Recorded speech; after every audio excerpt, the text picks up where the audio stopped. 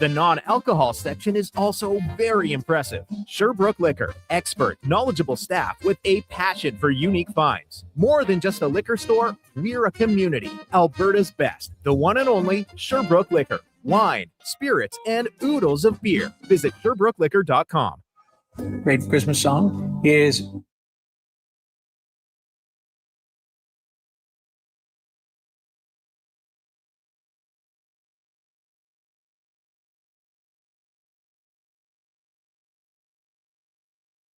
Here's the Lowdown with Lowetide on Sports 1440. Presented by Wolf GMC Buick. We're making it easy. WolfGMCBuick.com.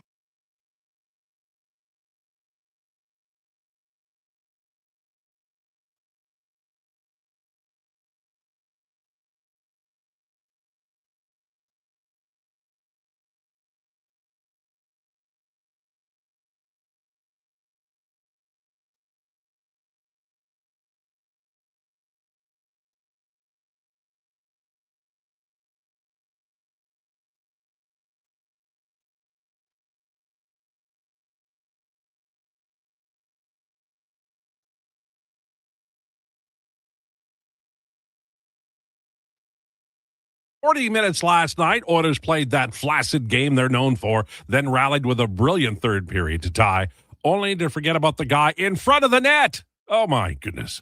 Oh, those Oilers.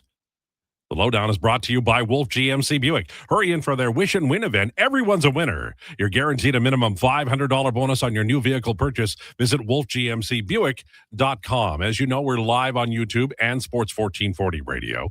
Online, we're at sports1440.ca, Radio Player Canada, and iHeartRadio. After the show, we're at Spotify and Apple, and we tweet it out on X. You can text or call us anytime, 833-401-1440, 833-401-1440. We're on Twitter at Declan Krueger, at Lowetide, and at JFenwick04. And our guest today is Kevin McCurdy at 1 o'clock today. The Oilers can't lose that game. And they can't lose that game that way if they're truly headed for the Stanley Cup Finals. 40 minutes of indifference is not acceptable, and this badness has got to stop. Not a team on a long road trip, not a team playing back-to-back games, not a team auditioning rookies on every line. They have one rookie in the lineup, well, two if you count Regula. And they bought the stretch pass back and doing it a little differently now. Instead of just stretching the puck out, a forward brings the puck into the zone, passes it backwards into the zone, and then the defenseman ices the puck trying to do the long stretch pass. Really, Oilers? I mean, I think you could iron it out of the game. When the Edmonton Oilers do deft, small passes, getting out of the zone, and gain the zone, the offensive zone, under control, their odds of scoring or getting a penalty or a really good chance are much higher. And this has gone on way too long.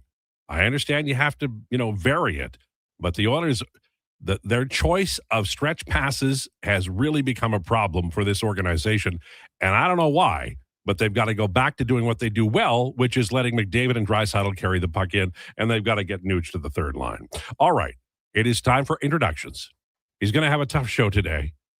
It's difficult to stifle laughter after the Flames dummied the Sabres the night before. Buffalo skated circles around the Oilers. Ladies and gentlemen, it's Josh Fenwick. Well deserved. Well, they did not play very well for 40 minutes. You're right. Oh man, what's funny to me is that this is a team that talks about being Stanley Cup champ. We got to get back to the Stanley Cup. For just a little while, if they could play during the regular season for 10 games.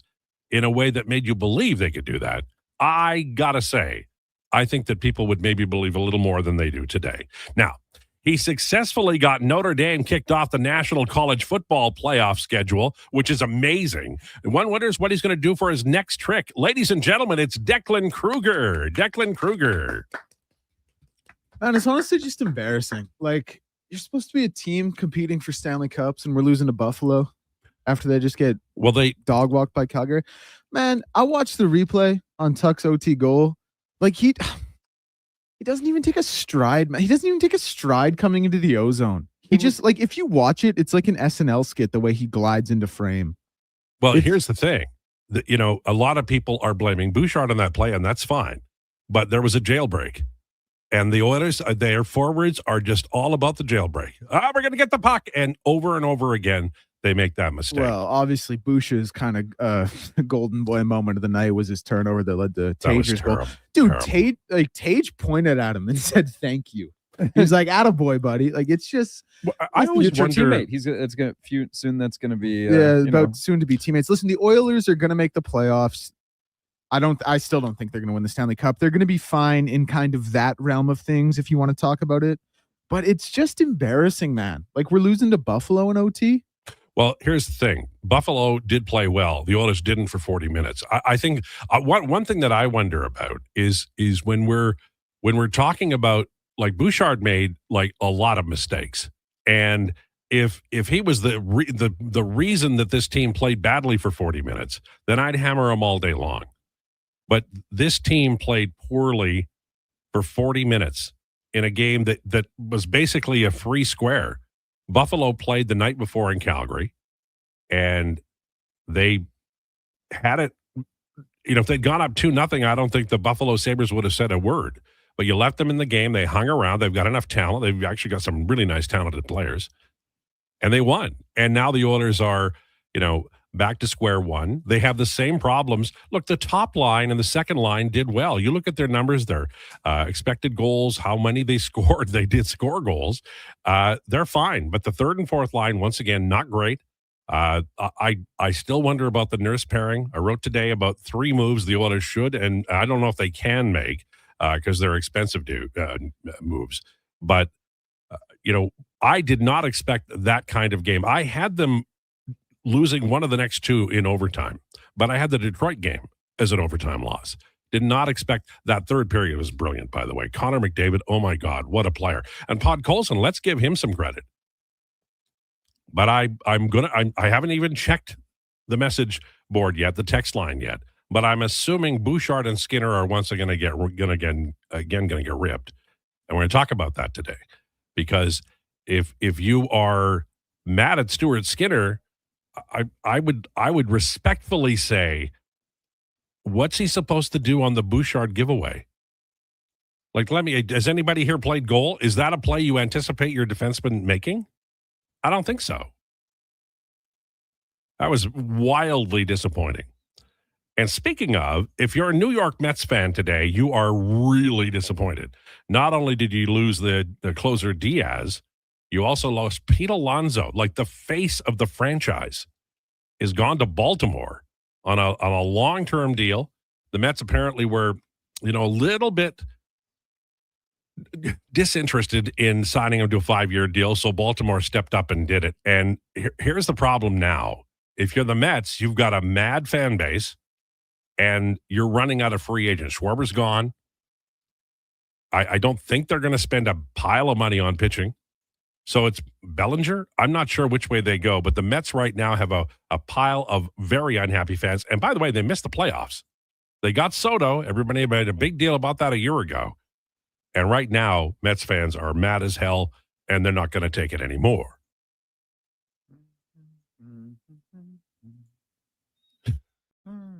Who's doing We're Not Going to Take It? That's me. Brilliant.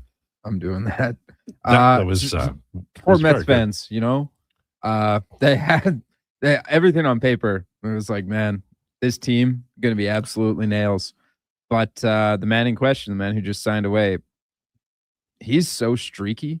Well, he is, he's for sure. But horribly streaky. Do you have anybody to replace him at first base? I don't know that they do. No, but they'll definitely be able to find a better defender at first base. There's got to be, like, Ty France is on the market. Right? Yeah. Yeah. My kid's a goalie, and his team has players just like Bouchard. I tell him to be ready for anything all the time.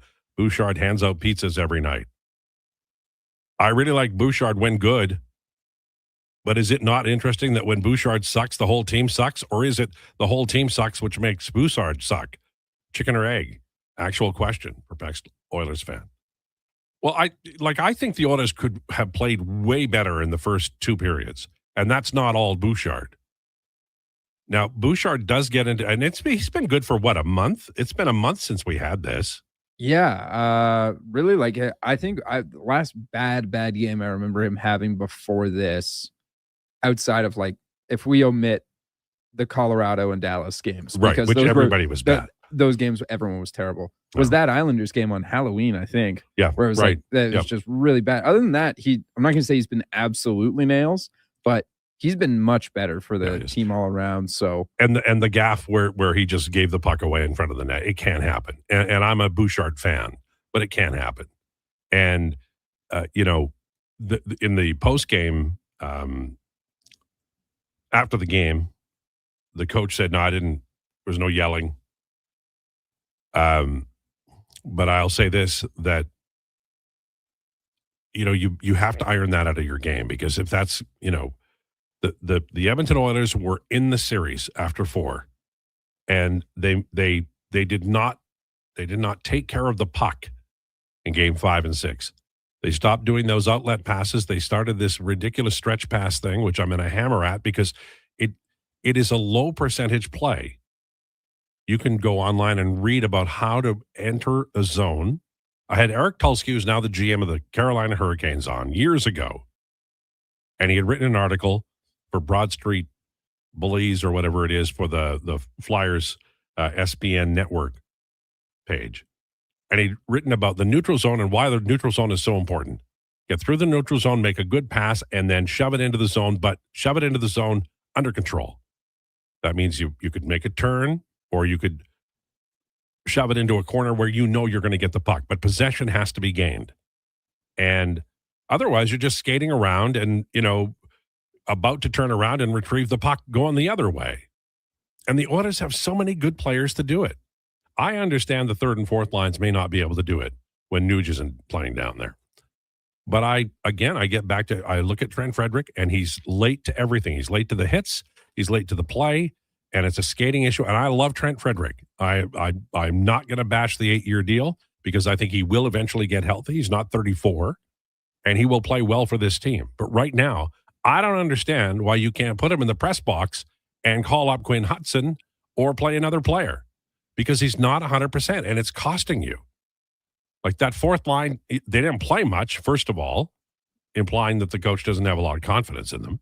But Lazar, Frederick, and Tomasek played .322 last night, 0-3 shots, 0 expected goals, and they gave up 1 high danger. They had none. And while I'm piling on things that are irritating me about the Edmonton Oilers, I've said this before, and I'll say it again. It just feels to me like Chris Knobloch rejected Stan Bowman's summer plan. Bowman signs Mangiapane, and Mangiapane is not playing in a feature role. He signs Frederick, and Frederick is playing on the fourth line, and I totally get why. I understand it. He slow played the kids. This has to be a year where you play young players.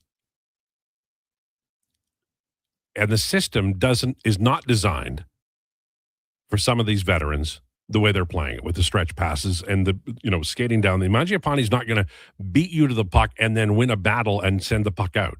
So that you spend millions of dollars on July 1st, and then in the fall, the coaching staff devises a plan that doesn't work for the guys you spent millions of dollars on July 1st. That, to me, is the rejection of the plan by the coaching staff that the general manager made in the summer. And if they're not on the same page, then don't spend the boss's money. It's not a good idea. It makes them mad. And look, they're going to make the playoffs. They're 3-1-1 in their last 5 games. But there are some really irritating things about this team. And I don't think it has to be this way. They can cut the stretch passes in half and then half again, which I should always do with potatoes at supper time. Did you know that? Jeff Chrishell taught me that. Most people take too many potatoes. Cut it in half and half again, then you're fine.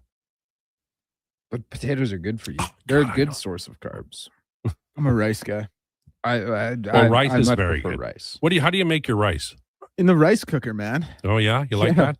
I'll do a rice cooker and some frozen veg. Yeah, I Water, can't get rice. Oil. Vegetable broth sometimes. Ooh, makes it crazy. My rice is never as good as it should be. I don't know what it is. We got a pressure cooker. My God. It was a game changer. It's a game changer in my household. Nice. Can't eat rice any other way now. My dad started making it from a pot last year for some reason I forget. And I was like, what's wrong with the pressure cooker? He was like, oh, nothing. I was like, why aren't we making rice in the pressure cooker? It's like, oh, I don't know. And we'd look in the bottom of the pot and it's just stuck with rice. I'm like, this is terrible. Oh, man. Anyways. You guys are in great spirits. I'm still sitting here just fuming. I can't believe we dropped a 4-3 overtime game to Buffalo. But here's the thing you're talking about. It's a sunk guy thinks he's on the team. It's a sunk cost. It's done. Oh, I know. You're right. You know, so here's the thing. You either have to get like so mad that you break something, which is not productive at all, or if you're Stan Bowman, then you could do something about it. You know, the Edmonton Oilers are a veteran team, and they are all on no movement contracts, all of them. So at the very least, what you could do is send a message by sending Trent Frederick to the press box. It might be a good thing. I love Trent Frederick. He can't catch up to the game. Listen, I know we're 30 games in to a 7-year deal, but like, man, that is looking so poor right now. Oh, I think he'll be fine. I just don't think he's right. What have you seen that makes you think he'll be fine? I'm not saying he won't be, but I'm just saying, like, what do you see in his game that you're like, you know what, this will correct itself? Let me explain, because I'm not trying to be rude. I'm just saying, like, I don't see it when I watch Trent right now. It's a great question, and I'm glad you asked it, because it is the kind of thing that if you're going to say it, you should be able to back it up, and here I will. Trent Frederick, I believe, is 27 years old, so he's not 31 or 32. Whenever a player is off his game, as it were, you have to ask yourself, is it injury? Is it old age? Is he regressing? Is he playing a different role? And at times, like in the beginning of the year, when he was on the top line, he was. So ask yourself those questions. Well, he's not too old, right? And right now he's playing the role he should be. Kind of a third line guy, can score you 10 to 15 goals if he was scoring, can hammer people if he can reach them. So I'm going to go back to, let me see here. I'm going to go back to before he was injured, okay? Before he was injured, he was in the 78th percentile of skating via NHL Edge. This is max skating speed, 36.61. That was before he was injured with the Boston Bruins. And now he's at 34.96, which is well below 50%. He's not getting to the plays. And when he gets to the plays, he's not hitting anybody, because it'll be a penalty if he does, because the puck is long gone. Frederick is interesting. You know, Craig McTavish once said there's players who can't get to the play, and then there's players who can get to the play. And then he said the name of a player I'm not going to say now, and he said this player has no interest in getting to the play. Trent Frederick has an interest in getting to the play. And when he gets to the play on time, he can do some damage. Right now, he's not getting there. There's something wrong. High ankle sprain. We've been talking about this with Rachel for months and months since the trade happened. She was Rachel Dory then. Now she's Rachel Krychak. That's how long it's been. And she had a doctor. She quoted the doctor saying, I'm worried about this high ankle sprain because this is like a year. At that time, that was like early spring. So I think Trent Frederick is going to be fine. Right now, he looks terrible. I'd put him in the press box. You know, wait until he's healthy. And maybe he thinks he is.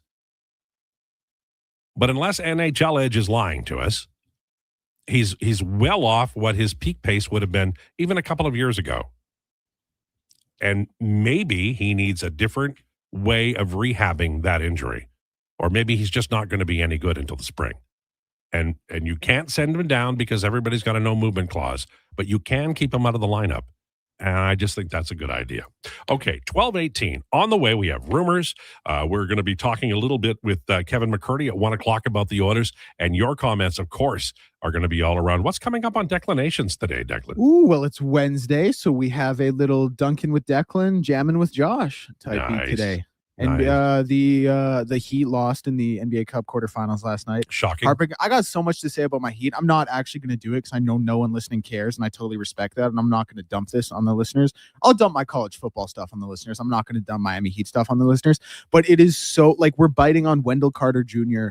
pump fakes. Like, I just can't. It's so frustrating to watch. Elite pump fakes. Well, all I can say is that the 76ers are, not even factor right now. You know why people are biting on the Miami Heat or biting on Wendell Carter pump fakes? He's shooting I had to look up the numbers. He's shooting 40% from 3 this year. That, and he played with DeMar DeRozan. DeMar DeRozan, most lethal pump fake ever. Taught him a thing or two. He taught him a thing or two about pump faking. All right, 12:19. Lowdown with Lowetide on Sports 1440 and YouTube. December Oil Kings hockey at Rogers Place. Family fun that's second to none, starting at just $20 a seat. Family Fun Sunday, your Edmonton Oil Kings face the Brandon Wheat Kings. Enjoy the kids' fun zone, face painting, and bouncy castles. Have your photo taken with Santa on the concourse and receive a printed copy with a donation to Santa's Anonymous. Plus, there'll be a pre-game mini locker room sale just in time for the holidays. Oil Kings, Wheat Kings, photos with Santa, 4 p.m. this Family Fun Sunday. Great seats at Rogers Place start at only $20 at oilkings.ca. He's a winner. Wait, she's a winner too. Right. Everyone's a winner during Wish and Win at Wolf GMC Buick. Every single customer is guaranteed at least a $500 bonus with a chance to save up to $25,000 towards a new GMC or Buick. At Wolf GMC Buick, we also have 0% financing up to 84 months on most of our popular SUVs and trucks. And we're clearing out remaining 25s, including cash discounts up to $10,000 on a great selection of Sierra HDs. 90 seconds east of the Henday. Wolf GMC Buick, where everyone wins. Picture this. You're sleeping and you're awake, but it's a good day because you're about to make your way to McDonald's to pick up some breakfast. Fast forward, you're there. But with this, you can now get all those breakfast classics penny style with rich, creamy hollandaise-style sauce. A happy little tear rolls down your cheek. You grab your small McCafe premium roast coffee, still just $1 plus tax every day. And see. Get up and at 'em with the Egg McMuffin. At participating McDonald's restaurants in Canada. Prices exclude delivery. It's hockey season. Before every game, check out the pregame show with Andrew Walker on Sports 1440. It's brought to you by Titan Supply, your only source for rigging, lifting, and hauling products. Visit titansupply.ca. At Fountain Tire, get up to 15% off select tires, up to $125 off a set of 4 select Goodyear tires, and $50 off $150 service until December 13th. Restrictions apply. Book today. Fountain Tire. We're on this road together, Canada. Hey everybody, it's Team Principe and Jason Stradler. Join us on a 7-night cruise through the Mexican Riviera, leaving from Los Angeles and including Cabo, Mazatlan, Puerto Vallarta, and more. While we relax and cruise the tropical waters and have some drinks with umbrellas in them, you could attend an intimate meet and greet with legends like Bill Ranford, Jason Strudwick, Kelly Buchberger, Ron Lowe, Jack Michaels, Louis DeBrusque, and more. Don't miss out on every hockey fan's dream cruise, the Edmonton Hockey Legends Cruise. It's going to be one hell of a trip. Price start at just $23.99. Part of the proceeds support the Ben Stelter Foundation and Kids with Cancer. The Edmonton Hockey Legends Cruise, July 2026. Visit cast.tours/Edmonton or call 1-833-347-7678. Book now and save $500 per cabin when you mention promo code Stingray Radio. That's cast.tours/Edmonton.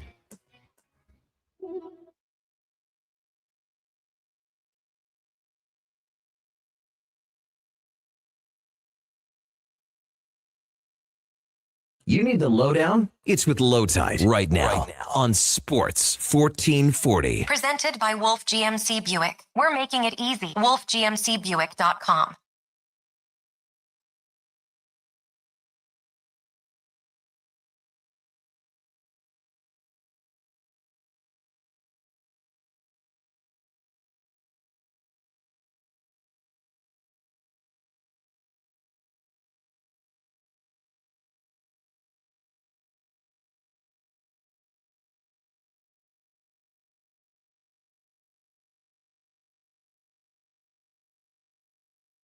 GMC Buick, and we wish you a Merry Christmas and all the best. Bing Crosby. You know that's the #1 song of all time on the charts. You know why? Because after that was released, every Christmas it would go to #1 for years and years and years. Doesn't anymore. But we've moved on. We've got All I Want for Christmas Is You and Holly Jolly Christmas by Burl Ives. That's a great one. I love that song. Burl Ives, man. That guy. Really good. Great actor too, in some great movies. It's time for time for Rumors, brought to you by Great Canadian Solar. Great Canadian Solar has been helping homeowners and businesses harness the power of the sun for 15 years. Invest in solar and yourself. GreatCanadianSolar.com. Okay, I was just talking about Trent Frederick. And I did say how much I like him as a player, and I don't think the 8-year deal is going to be an issue once he gets healthy. Gene Principe published some video of Trent Frederic getting hit by a puck in practice, skates off on his own, very tough. He said no one should doubt the toughness of Trent Frederic. Chris Davey, the athletic therapist, was right there on scene as well. I'm going to retweet that so you can have a look at that. Jason Gregor reporting a maintenance day for Matthias Janmark. He'll play tomorrow. But we talked about this with Gregor on Monday about moving Wallman to LTIR. Looks like that's going to happen. They can recall a forward and a D-man from the road trip. They have 12 healthy forwards and 6 healthy D right now. So I wrote about Josh Brown being the most likely recall. They've got a couple of guys I really like. Damian Carfagna, who's a young defenseman, but he's a rookie out of college. I very much doubt they would call him up. I would think it'll be Josh Brown on the defensive side. And on offense, up front, you got, Quinn Hudson is playing brilliantly. Ike Howard, I think they'll want to have him down. Josh Szymanski, who's a 6'2" center with speed, and he can play in all 3 game states. They've got some players down there who are playing really well. Robbie Urvente as well is a player that we might see eventually this year. And of course, Klattenberg, not really sure. I know the eye was an issue, but it's healing. Not really sure how far away he might be, but, we'll keep that in mind as well. Every NHL team has this, by the way. Every NHL team is banged up like a lot right now, and not a lot you can do about it, but hope that you've got good talent in the minor leagues. And in the case of the Edmonton Oilers right now, it's rare. It certainly wasn't the case last year or the year before, but right now I think this team is, looking pretty good. Declan, you look pensive on YouTube right now. Oh, I heard a little sound coming from over there, and I was like, "Hold on a second." What's this? That was me. Yeah, no. I just wanted to make sure. What I do in the morning is I listen to podcasts, but I have a speaker, like a big one of those JBL speakers. It sounds really good because my computer speaker is garbage. I was listening. I couldn't tell. I was listening to that in the shower this morning, and it died mid-shower. Always a tough one. Brian says, LT, nice shirt. Looks good. Thank you. LT, following your lead, a great coach creates a system that plays to the strength of the players. Then the coach can refine expectations once everyone is contributing. The Oilers aren't going anywhere unless the system changes. Not only should it change, it should change now because, the ratio of stretch passes versus controlled exits has really changed since the Florida Stanley Cup final. And it's not working, and it's not supposed to. Miles and miles and miles of research tells us that when you get the puck under control through the neutral zone and into the offensive zone, then you can set up, and at the very least, you're going to be in the offensive zone pretty much for the rest of the shift while the forward lines and probably the defense is on the ice. So now you're just making good decisions with the puck, making sure you pass it to somebody with the same colors, uniform, and you should be fine, and maybe you'll get a good chance, and maybe you'll score a goal. Odds are, if McDavid's line or Draisaitl's line is out there, that could happen.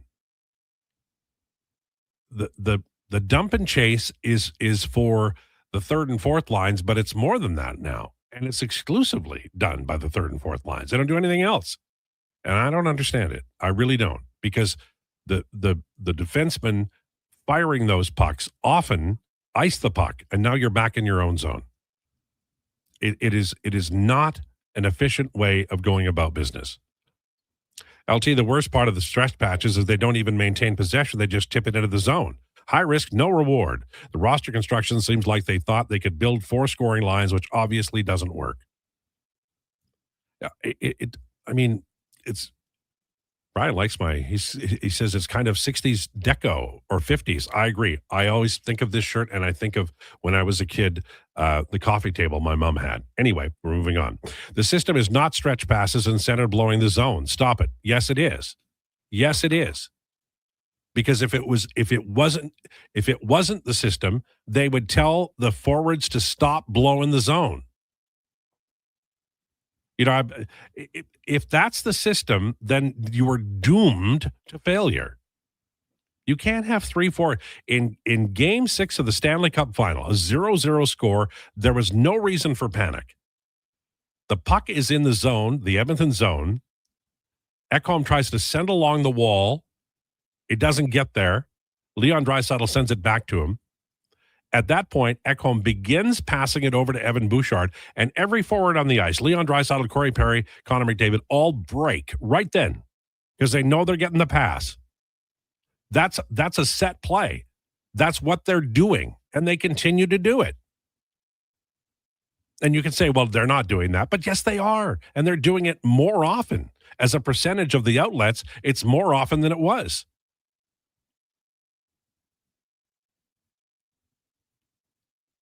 It is impossible, based on all the research I've read, to succeed that way.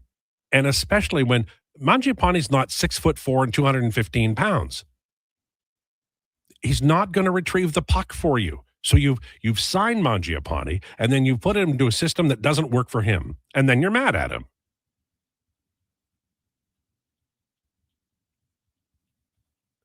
You can't even get 29 or 97 to do the equivalent of boxing out a free throw, miss in a tie game with 5 seconds left. You're not telling them to do anything. Years of evidence of this from Kenneth. Then they need to fire the coach. If the coach can't tell the captain and the other great player on the team that they're going to be doing outlets under control and the forward or center has to come down low and get a 6 or 8 foot pass from the defenseman and then break it out that way, then the Oilers are really in trouble because the coach is no longer the coach. He's getting paid like a coach, but he's not coaching. And I don't believe that because the Oilers have changed.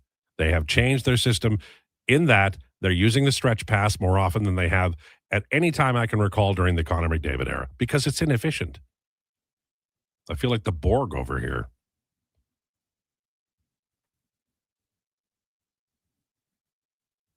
There's no way that's the system, guys. Seems like the forwards are pressing for more goals, hence blowing the zone from Brandon. Do you think the forward last night in overtime would have been better in front of the net or blowing the zone? Do you think coaches don't notice that? I guarantee you that was a coverage flaw. That was the forward. And you can blame Bouchard if you wish, because I don't know how they were checking down from one to the other. But wouldn't it be great if the Oilers had like too much good coverage? That would be good. McDavid can beat anybody down the ice. So an extra step is great, but you have to have the puck first.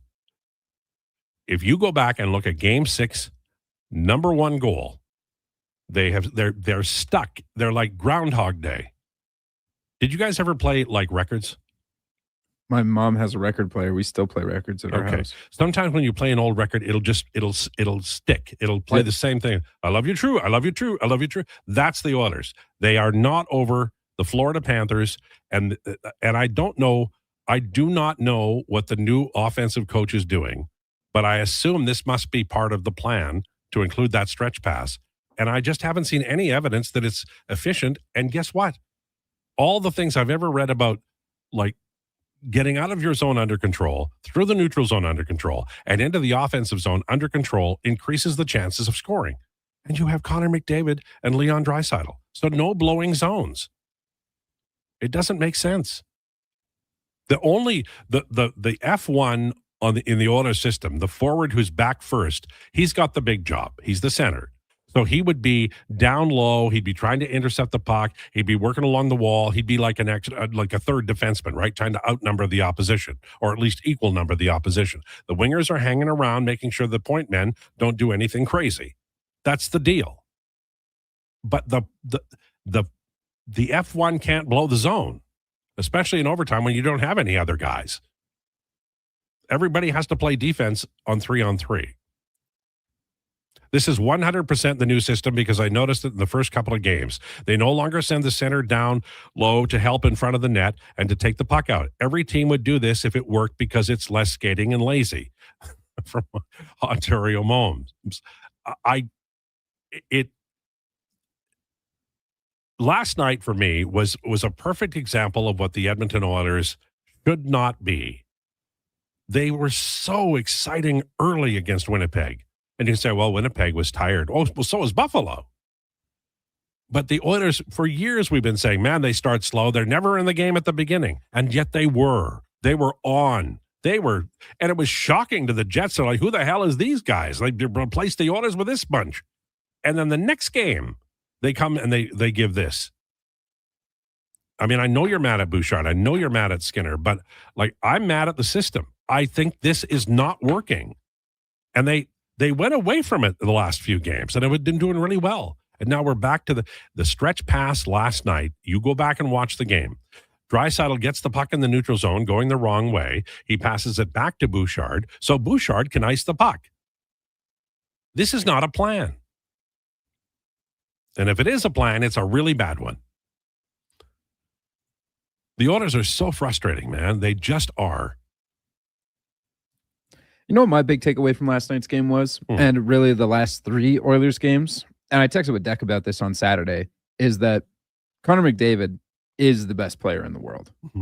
Not like he and I were going back and forth on whether or not it was McKinnon or McDavid. Last night, he scores 10 seconds into the third period, and then he gets an absolute, like, the door was wide open for him to take that shot, to be fair. Like, the goalie was on his chest on the other side of the posts. But this is a promising thing. Like, in his last 3 games, he's taken, 7 shots, 5 shots, now 6 shots. Yeah. After saying, we need to shoot the puck more, I need to shoot the puck more. And so if that's true, and I agree with you, he's the best player in the world, then why is his 5-on-5 goal percentage 45%? Because the first little while, he wasn't shooting 5-on-5 at all. Well, and the other thing is, like, he's not a two-way forward. He's not, which is why he doesn't play on a two-way line. However, when you have the puck under possession in the offensive zone, then you don't have to play defense. But when you're doing the stretch pass and knocking into the zone, and then you're suddenly hauling ass backwards, you are playing defense. So why don't we let Connor McDavid do the best thing he can do and possess the puck in the offensive zone? Why? Which is what they were doing. I mean, like, before last night. And I agree with you. The stretch passes are not working, and they get away from it. And oh my God, look, all of a sudden, this is the team that's gone to 2 Stanley Cup finals back to back. And I understand that you can't do the same thing over and over again. If you do the it's insanity coming out like 5 at a time and the deft little passes, you have to mix it up. I get that. I understand that. But what I don't understand is in a game where God, guys, all they had to do was put one good shift together and score a goal in that first period early, and they would have won the game. I'm convinced of it. Winnipeg shut down right away. Story of the team. They have that top end talent, but do we need Declan to go out and talk to them? Listen, story of that team. They have that top end ability, but they also crater and they play. They shrink when they shouldn't, more than they should. I know that's a little wordy. No, but I followed it, which, I've got a perfectly good brain. In layman's terms, they play down to their competition. They don't make their competition play up to them. And this is like year 11. I'm sorry, but it is. Year 11 of what? The McDavid Draisaitl era. Oh, yeah, you're right. Yeah.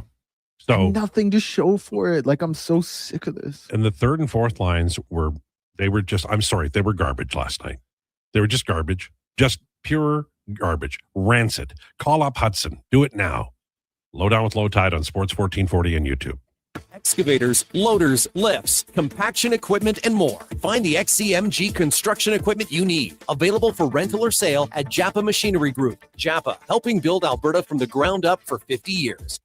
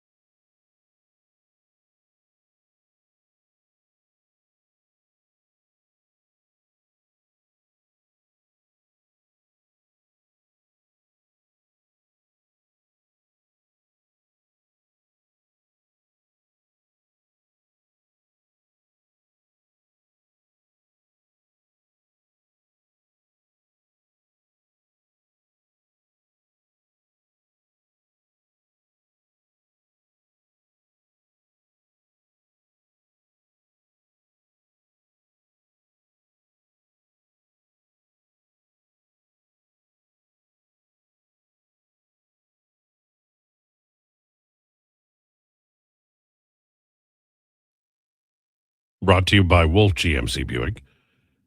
It's their Wish a Win event right now. Check it out. WolfGMCBuick.com. Are you guys fans of the World Juniors around Christmas time? Loved it when I was a kid. Have fallen out of love a little bit with it as I've gotten older. For me, it was like when you're a kid, you're at grandma's house at Christmas, like you're spending a couple of weeks there, the whole family's together. It's really an event. As an adult, Christmas, it goes from like a 2-week kind of thing to maybe 4 or 5 days. So I don't get as invested in it. Also, having it every year, like it doesn't have the same allure as the Olympics or the World Cup, you know? Yeah. I think also the Oilers, they don't have any draft picks, or very few draft picks make it, and usually they're the German team. Never a factor for me. Never really. Okay. Yeah, never really was a reason. I watched it purely for the national pride aspect. The first time they ever did it, Wayne Gretzky was on the team, and he was like 16 or some blasted thing. And I remember that. I think it's the first time I saw Gretzky, and I did not think of him like, I think Bobby Smith was the star, but he was a really good player. He touched the puck a lot, and he was just a kid. But yeah, I have to say that I think for Oilers fans, it's not as big a deal because the World Juniors doesn't house a lot of Edmonton Oilers prospects. That's my opinion. Could be wrong. One thing that everybody's interested in is the Olympics, and I was looking at the schedule, and we're scheduled to talk about Evan Bouchard not making the Olympic team. So is that for this time slot? Yeah, that's for right now. Oh, all right. Is that correct, Declan? Yeah, I mean, I just threw it in there, but yeah. No, it's a good to make the tweet look a little better. It's a good subject to talk about.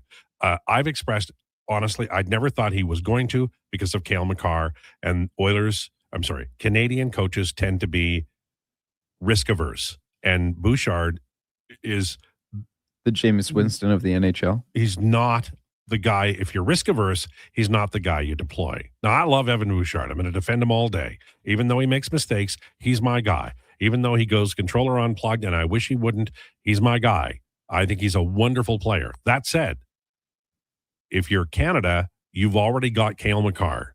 You don't need to double down. You can go get another two-way type. You need two-way type defenseman who can penalty kill, power play, and play at 5-on-5. And so I never thought he was going to make it. And he's had an uneven fall, guys. I mean, he started very poorly, and then he was exceptional for some time. And then last night, we saw what Evan Bouchard can do when he has those lapses. So that's my thought. I never thought he was going to make it, and I don't think he's going to make it now. What do you guys think? No, I don't think he's going to make it. I don't know. When you just look down, like Cale Makar is a better version of him, who like Cale Makar is going to would play what Evan Bouchard's role would be better than he will.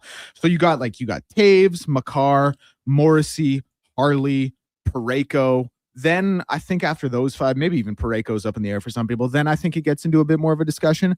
Daily Faceoff had an article. I think Matt Larkin and Stephen Ellis had their picks on it. I don't think either of them had Bouchard, but I think both of them actually had Matt Schaefer making the team. Well, and he is something else. I'm telling you, man, like he is. Well, Evan Bouchard has more big game experience, but like Schaefer, what he's doing right now and the way he skates, man, like. Whew. Well, you're also investing in the future with this program, right? Like if you're Canada and Schaefer's good now, man, he could be the anchor 4 years from now. He could be the captain the next time, and he could play 5 Olympics. Maybe that's a stretch, but he could play 4, sure as hell. At this age, man, yeah, like if he keeps his body right and doesn't get hurt, 5 would be insane, but it's not. Right. It's possible.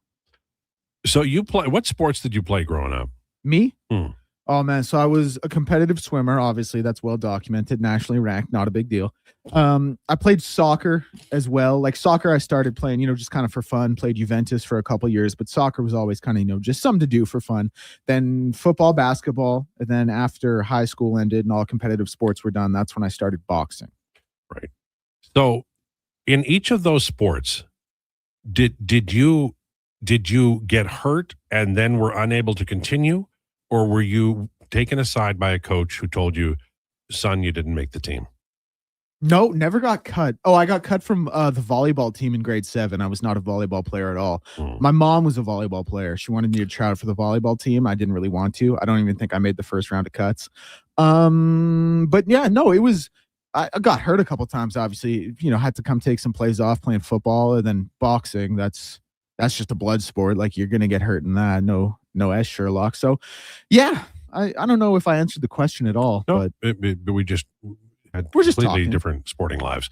But the reason I ask is because, like most of us in life, most of us have a point where we're, whatever sport we're playing, where the coach goes, listen, if I could put you on this team, you're such a great guy, we'd have you on, but you're not making the team. And for Evan Bouchard, there's going to be very few teams ever in his life that he's not going to make. And I think the Olympics is one of them. And I think that it's great that he wants to be, but I think there are reasons why, and legitimate reasons why, they're not going to take him. They already have Cale Makar, and they are going to go, as they always do, with more of a button-down defense-first group.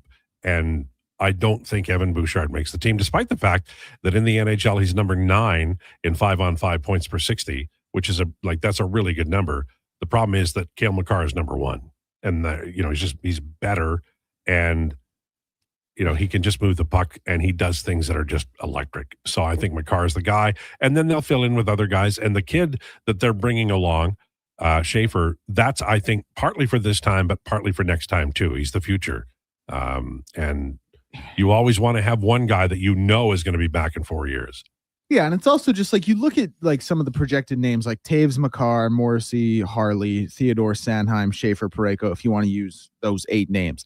Like, those guys outside of Cale Makar, and shout out Thomas Harley and Josh Morrissey, who are both great offensive defensemen as well. But those guys don't have the high-end offensive ability Evan Bouchard does at his absolute peak. But they also don't make, and I'll give this credit. I'm not watching Winnipeg or Dallas or St. Louis every single night. But those guys don't have the scratch your head, kick a hole in the wall mistakes Bouchard sometimes does. Yeah, and you want to have somebody who's reliable to depend. Every coach will tell you that's what they want. Go ahead. Sorry. No. Yeah, I thought you were saying. Josh. You got a sneeze Josh, coming up. Tickle the roof of your mouth. No, I don't have to sneeze anymore. I got the one out. By the way, you were coughing yesterday. Donovan was coughing yesterday. I didn't make a noise. Big coughing. And you're like, oh, why do people always have to make god awful sounds on this show? You were the first one to cough. I never got to point it out. But Josh, why are you attacking? I just wanted to say that. Wow. It's been 24 hours. I was sitting on that. It was eating in my soul. I've never talked to anybody that way. You talk to me like that literally every day. You guys should hear how verbally abusive. He was like, you have to drive home on Christmas Eve night in the dark. I did not say that. I said the exact opposite of that because, if you're traveling on the 24th, try to start at noon because we live in a part of the country where it gets dark 4 o'clock? Oh, 3:30. Yeah. Here's the other thing. I know Josh asked. I know he ain't have no winners on that car. He ain't got no winter tires. I have all seasons. Buddy? Yeah, he got all seasons from 6 years ago. Can you fly down? No. Far too expensive. On Christmas Eve? Why would I? What? No. Well, no, I don't want you to be you'll text me and let me know you're there. Sure. Okay. I have your number now, so I can do that. Yeah, that's fun. Looking forward to that. Guys, is there a stat kept on puck battle wins? I'd be curious to see what Bouchard's rank would be. Well, here's the thing, LB, which is a great, I like that. If you're counting on Evan Bouchard to be a great defensive player, then you do not want Evan Bouchard. But again, it gets down to what we were talking about with the stretch passes and the under control entries. Evan Bouchard can help you do things that are really hard to do at 5-on-5 if you use him that way. But he's not going to defend. He's just not going to. It's not a thing. In my article at The Athletic today, which is the first time I've said in my article at The Athletic today, I make a strong case with the Edmonton Oilers to make their focus the acquisition of a right-handed defenseman in the Eastern Conference. Would anybody like to guess as to the name I chose? Can we have a hint? It's a male athlete. Oh. Finally, Circle gets the square. We got 20 questions here, Dak. No, who was it? You don't want to do 20 questions? Artem Zub of the Ottawa Senators. I was never getting that. He's really good, and he's making 4.5, and he's a year away from free agency. He's got one more year left. I think the Oilers should go get him. I also think they should get Alex Tuck and Marc-Andre Fleury. So it's a little bit of a wish list, but hey, but it's Christmas. Well, and also what I said in the article and what I believe is if they really want to win the Stanley Cup, they have to do that. Like this is the Ken Holland moment. You're sitting there and you're having your Christmas eggnog or your hot cocoa or you're watching the grandkids or whatever you do. And you're like, if we're going to make it, we got to blow the doors off some of this roster. And then you get to the deadline and that's what you do, and he did. I mean, he got Matthias Ekholm, hell of a player, man. And I don't know that Stan Bowman's going to do that. But if he wants to make it to the Stanley Cup final this year, 2026, then I think he has to. Because, I like Savoy a lot. But the way they're playing him, and, he's coming along, but he's not going to be ready for a feature role in the spring. So he's going to be third line, right? And then you've got Roslovic and you've got Hyman. But if you acquired Tuck, you could move one of those guys over to the left side. I think Roslovic and Hyman have to play on skill lines. I want Hyman with McDavid because they have good chem. If it doesn't come together, you can put him on the third line. And Roslovic did play well at Leon Draisaitl. So this is Wednesday. Is there anything in the NFL that we could talk about? Because I know you guys love the NFL. I don't watch football. Besides still how crazy the fact that Phillip Rivers is out of retirement. Yeah, like that's and is an option to start for the Colts on Sunday, which is bat bleep crazy. Yeah. So, funny thing. So when the Colts played the Bengals in Joe Burrow's rookie year, or maybe it was his second year, I forget. But they put a graphic up on screen that was just so out of pocket. It was comparing their ages, career passing yards, career passing touchdowns, rushing touchdowns, and number of children. Joe Burrow, age 23, 0 children. Phillip Rivers, 60,000 passing yards, a whole schwack of passing touchdowns, 9 children. If that were updated to this year, he would have the comparison is 44 to 29. Joe Burrow, shout out, almost 20,000 passing yards. 0 children for Joe Burrow, 10 for Phillip Rivers, 0 grandchildren for Joe Burrow, and 1 grandchild for Phillip Rivers, whose eldest daughter, is older than the starting tight end for the Colts. That's wild. Well, and this man is going to start a football game in the National Football League. But here's the thing. He's a grandpa. Like, nobody's going to hurt him, are they? Oh, yeah, they are. Man, there was a really crazy one I saw. So to put in perspective, this is a tweet from College Sports Only. To put in perspective how long Phillip Rivers has been playing football, he played against Chris Weinke in college in the year 2000. Chris Weinke has not played in the NFL since 2007. Wow. Bill Clinton was president. They asked Rivers about his current weight. He goes, I'm not sure. How about that? That's an honest answer. Not what it was when I walked off the field in Buffalo, but I ain't ran away from anybody anyway, which is a football comment. That's a Southern football comment for sure. He's basically saying, yeah, I'm fat, but I ain't that fat. He's having the time of his life, though. His press conference is a blast. Yeah, he clearly just, he was ready to get it. He was getting stir crazy at home. What are the odds that he strains a groin between now and Sunday?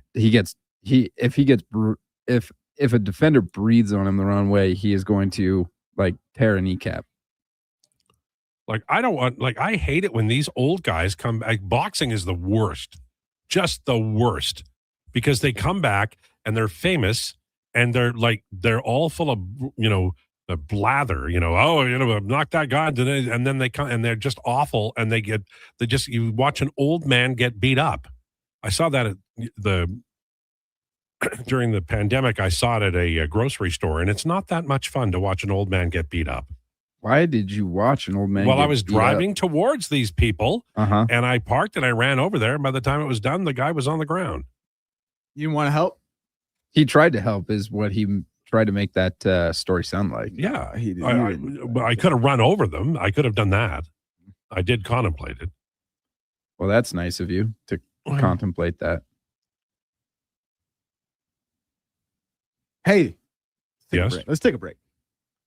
I don't want to. He just really wants to read his sports update. He's been working hard like a dog. No, Kevin, I'm trying to get him in on time. Like a dog in heat. When Do you want to hear my Christmas list so that you guys can buy some stuff? I would love to get you a Christmas gift. No, I still owe do you not one. do that. Crown Royal Lowdown and with ginger ale. Lowetide We'll on go have Sports these. 1440. Time for an update with Declan Krueger. This is a Sports 1440 update. Brought to you by Custom Floors Inc. Floors done right for homes or businesses. Visit the new showroom at 11577 149th Street.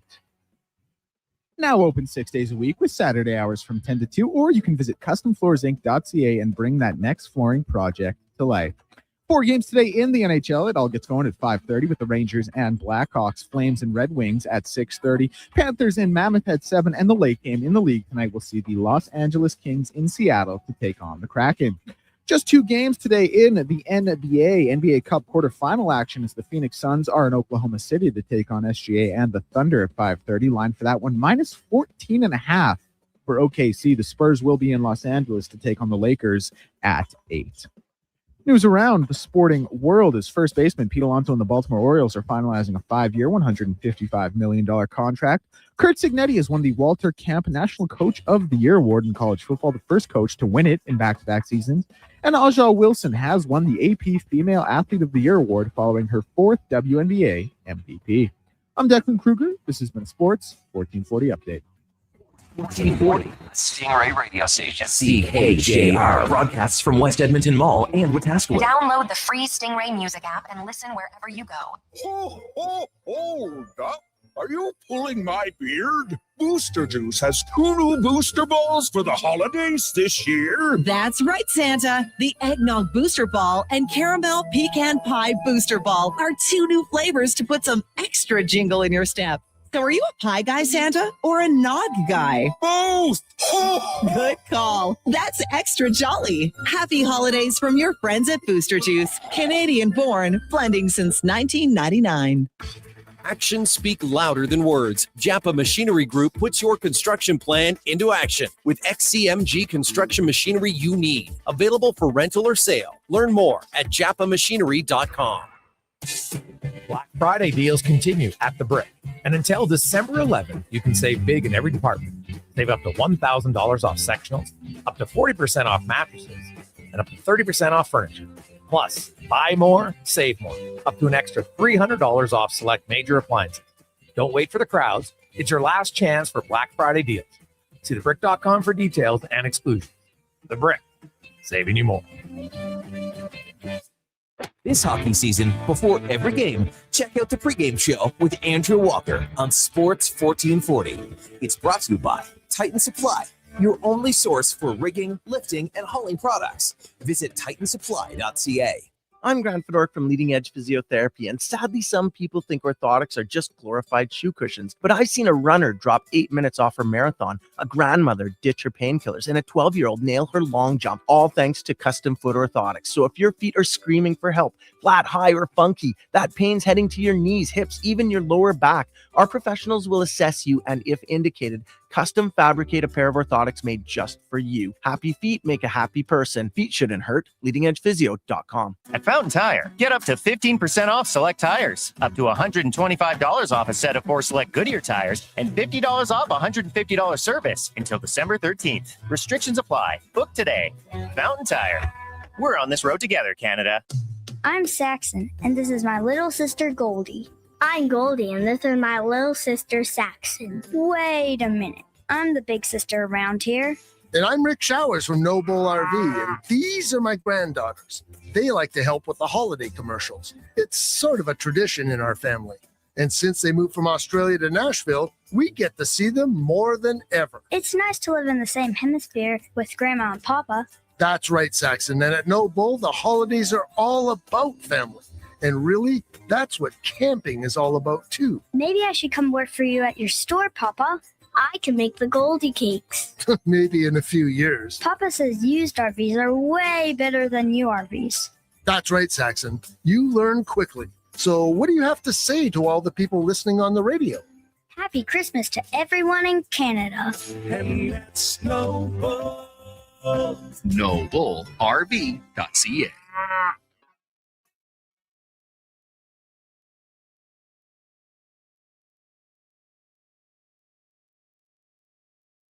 The Lowdown with Lowetide on Sports 1440. Can you fit Sports Encyclopedia on a business card? Presented by Wolf GMC Buick. We're making it easy. WolfGMCBuick.com.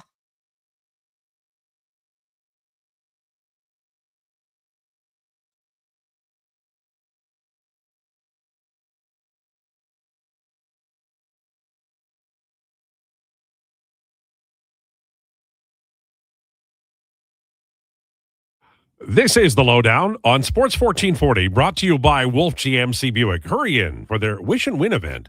Everyone's a winner. You're guaranteed a minimum $500 bonus on your new vehicle purchase. Visit wolfgmcbuick.com. And we are joined now by Kevin McCurdy to help us sift through what was a frustrating game for most everybody, third period accepted. How are you, Kevin? I'm well, Alan. How are you doing this week? I'm good. I'm a little flummoxed by the Edmonton Oilers, though. That's never happened.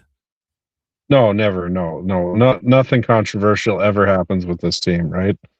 Well, Connor McDavid is a fantastic player, and we saw that in the third period, and I will absolutely give Vasily Podkolzin credit for a great goal, and I love his play, and I really do think he's going to be a player who's on this roster for a long, long time, hopefully with Leon. But those first two periods were inexcusable, and that's fair.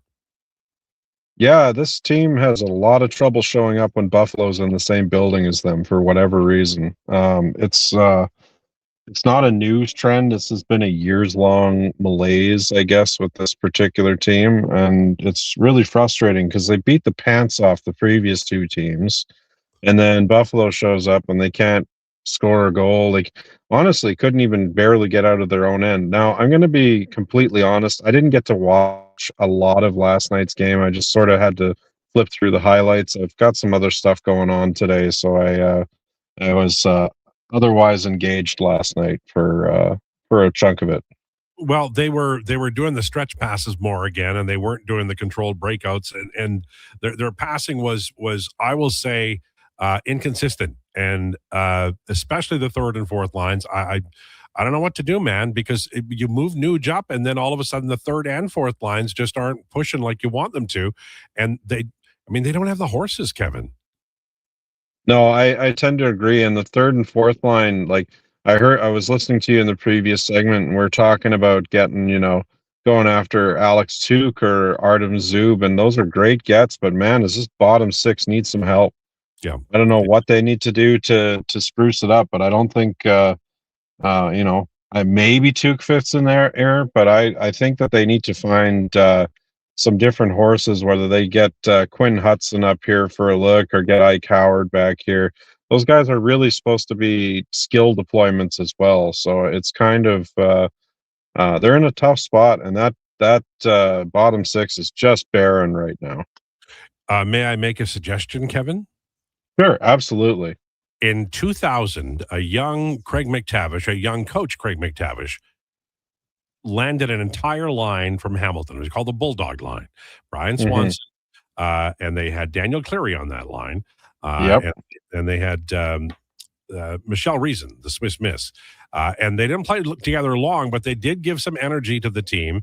And I don't even know if you can call three guys up, even though they're not making much because of the no movement clauses and the various things that are going on. But your point is well taken about Hudson. I do think that he's the guy who they should call. I don't know that they will. But I also, and I've suggested, and I know he was hurt on the ice today, and with due respect, I'm a Trent Frederick fan. I think I've talked about that to the point where people would know that. But he is the foot speed isn't there, and he's a day late and a dollar short on a lot of plays. And I do think he may need just some time to reset a little bit. Yeah, I don't know how I feel about that contract yet. I know people are quick to throw the baby out with the bathwater, and I understand that that's not a contract that looks real great. I'm still inclined to give him some time. Again, I've said before, high ankle sprains are brutal injuries to recover from, and I think maybe that there is also a bit of a mental block at play there that he needs to get over in the same way Connor Brown needed to get over it. That said, I would like to see a little bit more from him, like just a little bit. Throw a body check, and that goes for the rest of the roster too. Well, it sure is noticeable when Clattenburg's not in there. And I know Clattenburg, I know what he is, but he brought energy, and God love him, that really was needed. Yeah, I kind of wonder what happened there because, stitches above the eye, unless it was eye involvement directly, doesn't usually involve a sit of any real length of time. So I'm wondering if there was another undisclosed injury there that they're looking after. It feels to me like this Oilers team, I mean, like we can't hammer them too badly, even though we are. They're 3-1-1 in the last 5. They're going to make the playoffs. They're going to win some rounds. But Kevin, I don't see them every year at the deadline. You've got to fill some holes, right? Yeah. So there's a lot of holes, man. And I can be convinced that the top 2 lines are going to be fine. And I believe that Ekholm and Bouchard will be fine. And I think that Nurse will find, a good partnership with Wallman or whomever on the second pair. But I worry about Kulak, and I wonder about Emerson and Regula, one of them being able to be trusted through the length of the playoffs. And then there's the goaltending issue. I do think they're going to have to replace Calvin Pickard. And so that's a lot of holes, right? And they don't have any cap room, and they don't have a lot to trade.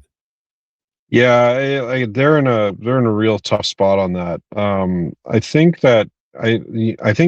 Brett Kulak unfortunately might become a cap casualty to make whatever happened. I know that was part of the rumors around the Tristan Jarry trade, and to be fair, that was fairly well sourced. So I'm a little bit surprised, and I'm wondering if something went sideways there. But the Brett Kulak piece is, I love that guy. He's a great defenseman. He's good for the money. Like, there's a lot of reasons to like Brett and his play style.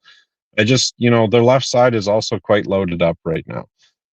By the time you're all is said and done, you've got Darnell Nurse, you've got Jake Wallman, and you've got Matthias Ekholm, and all 3 of those guys are lefties. That doesn't exactly leave you any space, and unless Brett Kulak or one of those guys can reliably play the offside, it's kind of inevitable that he becomes the cap casualty just because he has no clauses. It's interesting to me that this Oilers team under Stan Bowman had made so many bets in the summer, and now that I look at the team, that when they do the place and chase, Mangiapane's not gonna.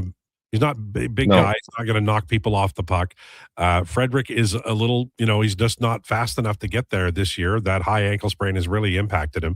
And I feel like a lot of the style of the team as put on the whiteboard by the coaching staff does not suit a lot of the team.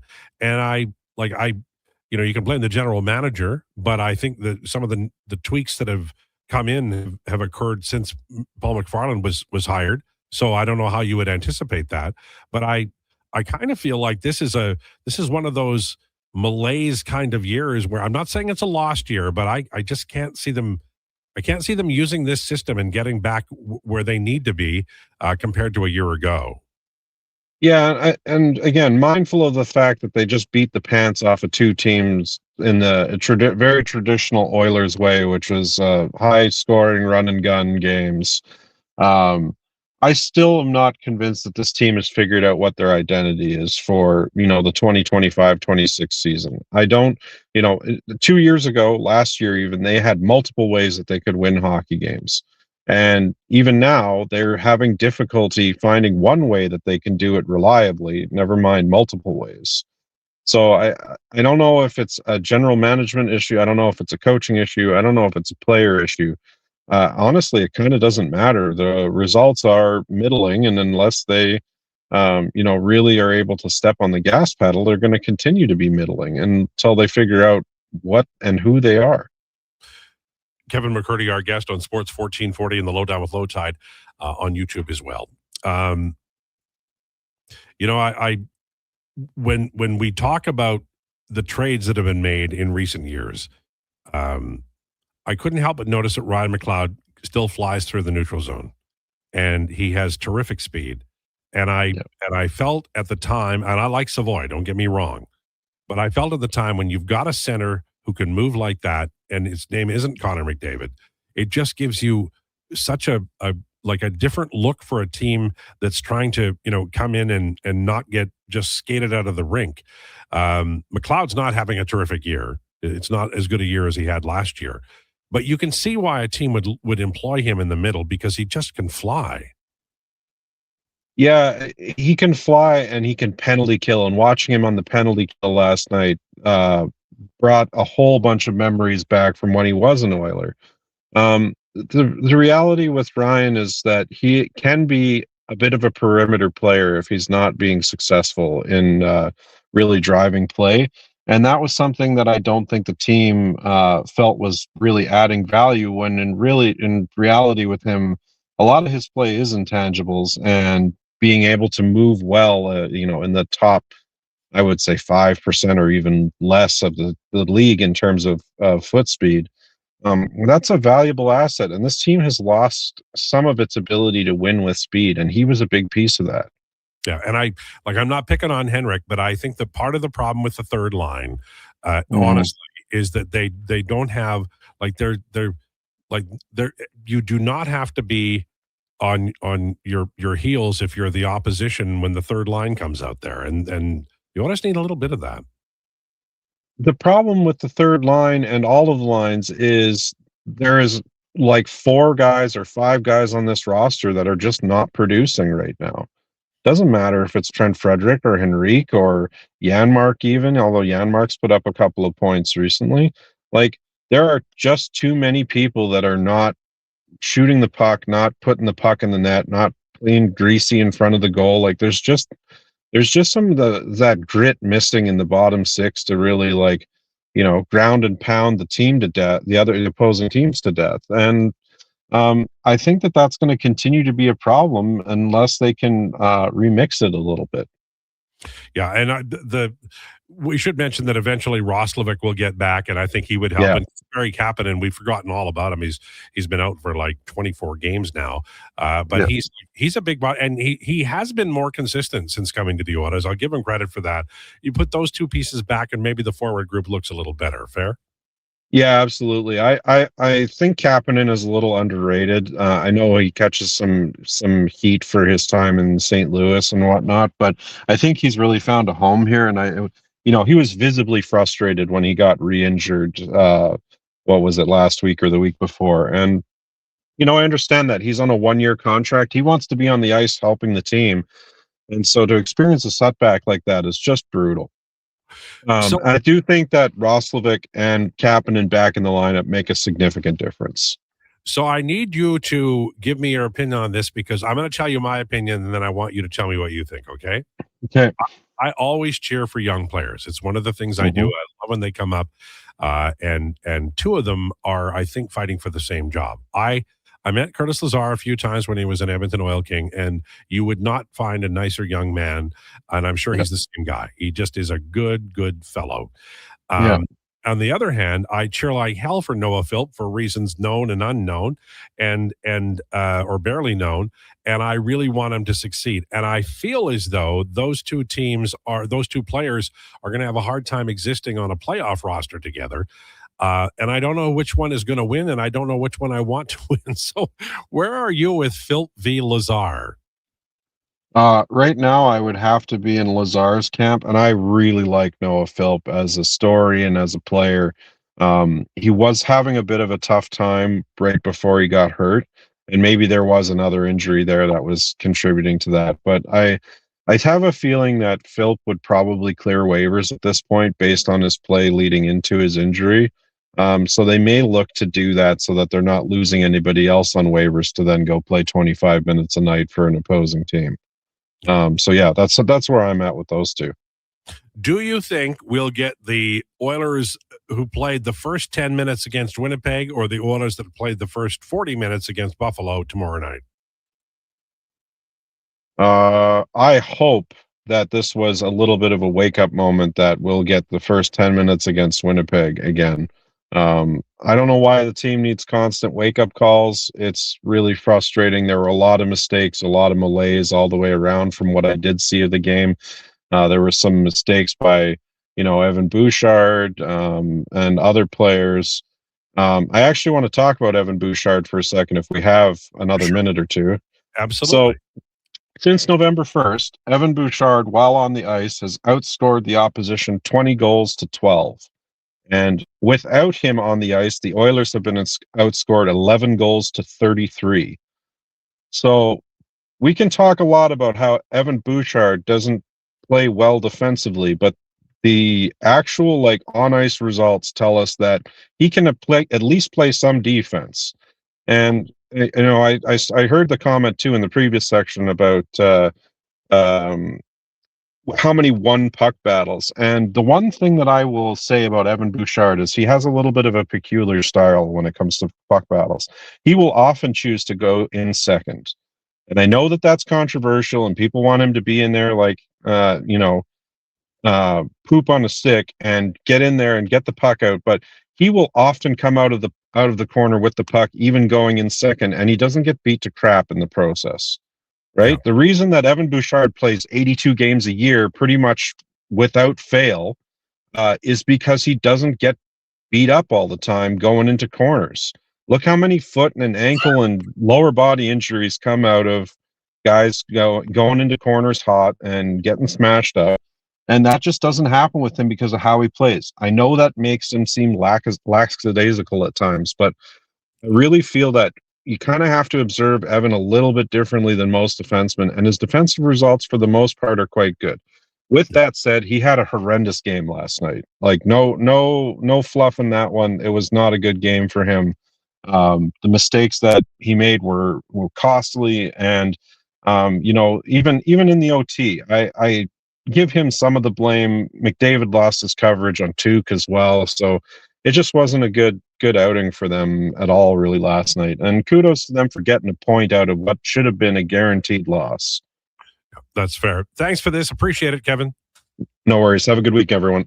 There you go. Kevin McCurdy. You mentioned a name I hadn't heard before. Poop on a stick. I don't know when he played. No? A long time ago. Okay. Has anybody mentioned your hair? Are you on YouTube at all? No. But my hair's like this because this is how I remember. You wanted to go home to Christmas and have your mom go, "Oh, my baby," didn't you? No, I think in about 2 weeks. I mean, it's not going to look as bad as the last time she saw it, but it'll be, fingers crossed, more grown out. You look exactly like you did in your grade 8 picture. How do you know what my grade 8 picture is? It doesn't matter. You have that. Did you not have a haircut like that? Probably not. All right. I wasn't. I don't think I was in cadets at that point, so I wouldn't have had a haircut like that. You were in cadets. I was for a long time. Really? Did you enjoy it? I've up to the end. Yeah. Yeah. Would you get punted? Did you? No, I left willingly. Not enough time to do other things that I wanted to do. Okay, well, that's understandable. But it's a good discipline, right? You learned some discipline? I learned some manners, that's for sure. Well, if we could just see them around here, it would really be nice. Yeah, wouldn't that be nice? All right. Your comments on the way. We're going to talk Oilers. We're also going to talk maybe a little bit of football and possibly World Juniors and the Olympics. Lowdown with Lowetide on Sports 1440 and YouTube.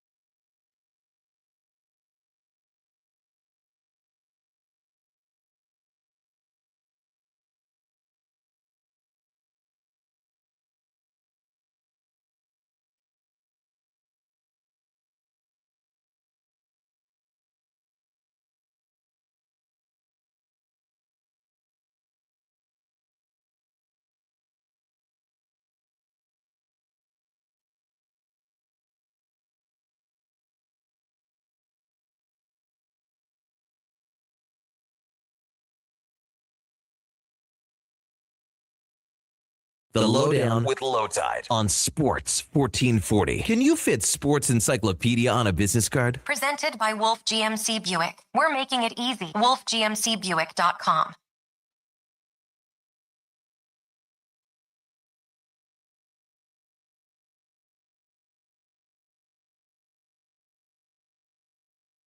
Thank you for tuning in. We appreciate you.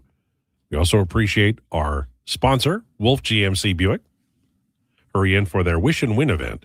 Everyone's a winner. Okay, I need some advice. You've been on YouTube more than I have, Declan. Yeah. So I have an itchy nose. Good looking guy. Makes sense, right? I have an itchy nose. What do you do? Oh, you scratch it. I just had to. It was itchy. Just itch it. You absolutely scratch it. I always kind of had this thought. Obviously, when we started up the station here a couple years ago, Gregor was the only show on YouTube, and there was kind of a plan at some point to get you and Carius on YouTube as well. And I always kind of had a vision for this show of it being like a real kind of behind the scenes look. Like Jason's is a produced to more of a degree YouTube show in addition to a radio show. I always had the vision for this one of being just a pull back of the curtains, let us see what's going on. So people could see me in my underwear kind of thing. Well, just like a real authentic look at it. You know what I mean? So like the scratchings of the nose. Oh, like I see. Yeah, Okay, I got it. every now and then the Dexter throws a little lip pillow in there. Like it's just things like that. Also, the other idea he had that I also like, me and Carius both said we should get one of these, was putting a camera right up there under the clock, essentially, so that you could get a whole shot of the studio. And instead of going to break, we just switched it over to the wide angle camera and let it go. Great idea. And also, can't you use that at some times when we're all talking? It'd be so useful on roundtable days.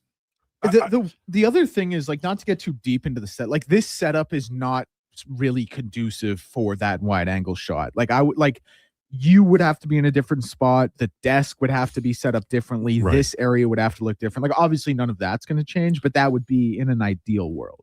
I have a feeling I'm going to be walled in like I'm in a Poe short story with your design. Will I be visible? You'll be there. You'll have a corner to yourself. Okay. You'll be like the Barksdale boys. You'll get a corner. There you go. Giddy up. Okay. I'm totally fine with Mangiapane being third line. Cap could fill that spot instead. I have a hard time splitting up 29 with 92 and 22 and putting 28 in there unless 88, 93, 22 suddenly click. I have a hard time when people keep just running the numbers like that. You know, I'm just, okay, that's good. I like 93, 28 together because it gives a potentially one line driver on three different lines. Yeah, I mean, here's the thing about 28. That's Jack Roslovic's number. And recently, Declan Krueger had a birthday. We don't know how old he is, but Jack Roslovic's number is 28. Yeah, something along those lines. Listen, man, I love Jack Roslovic. I love Vasily Podkolzin too. Oh, Podkolzin was great last night.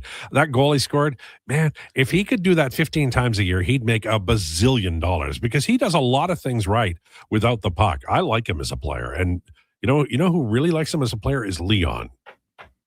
And what a ringing endorsement. It's always funny when I think of a guy like Vasily Podkolzin, like we think of him as like a fringe top six player, but he's really doing his job and he's kind of he's globbed onto Oilers fans and they really love him, as they should. But I just think it's funny, like this guy's like a top 0.1% athlete in the world. And we're thinking of him as like, hey, what a good story. Vasily Podkolzin's playing well. That's not even specific to him. You could say that about most people in the NHL, but it is just crazy to think in those terms, like how good a player actually is. But in comparison to the rest of or to the top end players, he's kind of like an average guy. Vasily Podkolzin is going to be one of those names in like 15 years. You and the boys, you're sitting on a couch, drinking some beers, and you're renaming like old players that you really liked. That's what you do when you get old. Exactly. But Vasily Podkolzin is going to be one of those guys. Like, oh man, remember Vasily Podkolzin? They're going to be like, yeah, a lot of grit. And then you're just going to move on to the next name. Yeah. Do you want the starting lineup for the Montreal Expos in the first game they ever played? Sure. Okay. There was Rusty Staub was in right field. Mm-hmm. I believe it was Ty Klein in center. That might be wrong. Might have been Don Bosch. It was Don Bosch in center field. Left field was Mac Jones. Third base was Coco LeBoy. Coco LaBoy. Bobby Wine was the shortstop. Gary Sutherland was at second base. I think the first baseman was Bob Bailey. Ron Brand was the catcher, and the pitcher was Jim Mudcat Grant. And they beat the New York Mets and Tom Seaver. A pitcher named Dan McGuinn hit a home run and won the game. Sounds like a lot of names from West Side Story. Yes, it's true. That's a great call. Yeah, it's true. They beat the Mets, though. Yeah. No, the Mets won the World Series that year. What year did the Expos come into? 69. Was that the Miracle Mets? Yes. They were terrible to start the year out. They were god awful. That's why everyone calls them the Miracle Mets. Do you know they their end up pitching turning staff? it around? Do you know their pitching staff? I Tom don't care. Seaver, They were Jerry awful. Koosman, Nolan Ryan was in the bullpen. He couldn't even get a starting job. They were awful to start the year. This is Because why the everyone weather calls was them the Miracle Mets. No, the Miracle Mets are called the Miracle Mets because the Chicago Cubs absolutely blew it. No, they are in called the summer. Miracle Mets because they turn it around No. halfway through the season. They didn't. They Miracle did Mets, so. They the were Miracle Mets are awful. called the Miracle Mets because they were god awful from 62 to 68, and then they won everything. They were god awful to start that year out. Well, they certainly were against the Expos, and I was happy. I didn't even mention John Boccabella. Now, that would have been a name from West Side Story. That is one. That is a By the that way, is a jet. There's Through and nothing. through. There's nothing in Expos history that's as good as Maria. Hey, boys, I heard you talking about Kapanen. I had to jump out of the car and do some mail. Just wondering if there's a timeline on his return. We heard somewhere just towards Christmas, and then he got hurt again, right? Like he threw sticks and he was upset. Well, I haven't heard anything since then. Well, I thought, would that not be his new timeline? Because I thought his old timeline was he was going to play that Saturday versus the Kraken. Well, it wasn't sure, but he was on his way to doing Yeah. something. But now I haven't heard anything. Have you? I haven't heard anything either. No.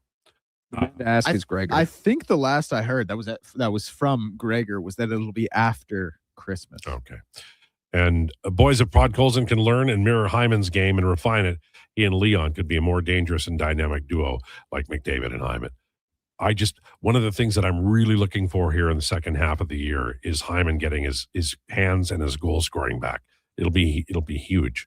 Because we talk about what the Oilers lost, like they did lose Corey Perry, they did lose Evander Kane, they did lose Connor Brown, but they also lost Zach Hyman because of injury. That was a big damn deal. It was.